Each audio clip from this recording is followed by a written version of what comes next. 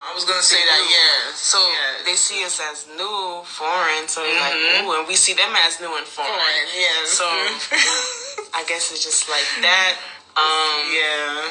It's a foreign thing. It really is. That's why a lot of people come to foreign countries and marry foreign husbands, because it's just a wives. different It's thing. just And it's for real. The value of each other, it just gets higher. They just value each other more because we're both foreign to each other.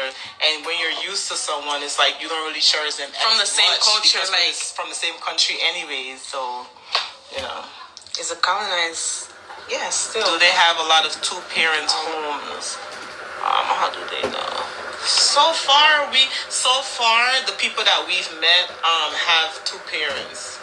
The one that we met, like Freddie and his wife, they're together. Yeah, I would say actually a lot of Punta and his wife, they were together. So majority of them Africans have two parents. Right. All the kids there, the whole family involved. Yeah. It is a lot of two-parent homes. So far.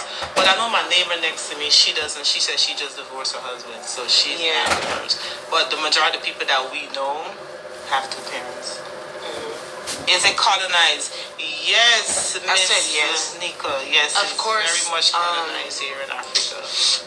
Because they've done a lot of work here, because it's the motherland and it's the most strongest out of all. It's like the source of everything. So they have to do a lot of work brainwashing the people and like, you know, programming us differently. So it is still colonized here in certain areas. In certain areas. She said that's great for the parenting. Yeah, and well, colonization for me, when you're in any country and there is schools, there is hospitals, there's churches. That's a form of colonization. So, you know, in Africa, of course, there's plenty of schools. And not only that, the schools here is different from the schools in the States. They have to pay money to go to school here, literally. Yes. They have to pay school fee, they call it. So they have to pay money to actually have their children in school. There's no free public schools. It's not free. You have to pay for you to go to school here. And it's expensive to some people that can't afford it. So a lot of the children didn't get a chance to go to school because they actually can't afford it.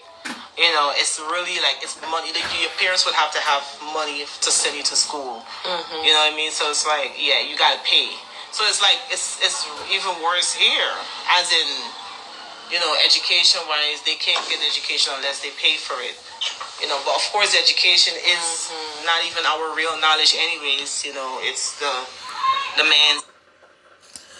I feel sometimes when she talks, she ain't selling it right. Colonization is a language, environment, and that when they come to colonize a country, they change the language, traditions, everything. So sometimes like I said, she talks and she has no idea what she's talking about, once again. But I just let her talk. Oh.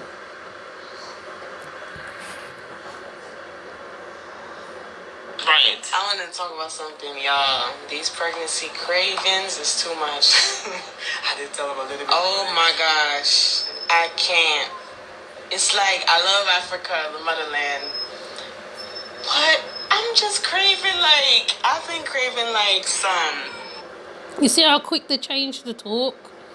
See, now that could have been a very interesting conversation right there about colonization in the place where they're at in Uganda. Here, unless you go into what they call the rich man's world, whereas everything's expensive. But even then, certain things are not here.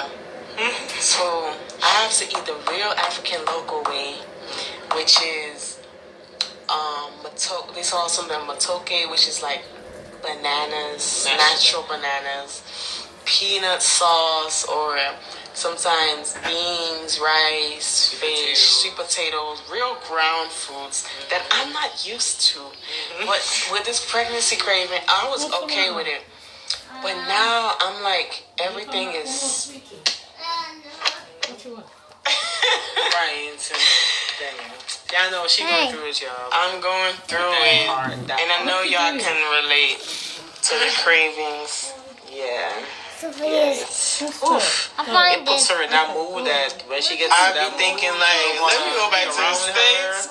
because she upset that she can't get, that Alfredo that she talking about. She be upset. And I'll be like, there's nothing I can do about that because we're not there. You can't just. Man, oh man. She said we pay for school through taxes. Yeah, but at least if you don't have a job in the States, your kids can still go to school. But here, they just have to pay out of pocket. It doesn't come out no taxes, it doesn't come out credit, no paycheck. No, it just has to be cash. You go, you pay the school fees, and then that's how they attend school here. Go make some soup. Go sit down. The colonized, indoctrinated schools that's brainwashing these kids. Homeschool. I've never heard of anyone here that does homeschool. You probably do. You just don't know. I don't even know. Just so you don't know. You know what I mean? Taste bud. I don't know. She said that's great for baby. Yes, exactly. It is definitely more healthy, but it is. You craving the unhealthy foods. That's what it is. I'm not. I'm craving some. Matoki's healthy. It's green banana. And now she's talking about schools, food. Matoki and beans. That's healthy. Homeschool. This. I don't know if that's here. Yeah, we don't know if that's here. But most likely, I'm pretty sure, like, someone teaches the children if they're home. Right. But I don't know how it is. But I know that when the kids are not in school, the parents that can't afford it, the kids have to work. Like, they will actually be selling stuff on the streets. Oh yes, we see that. We see that a lot. Like young kids, like 12, looking like 13, 11, 14, those kind of ages. Hustling. They're on the street selling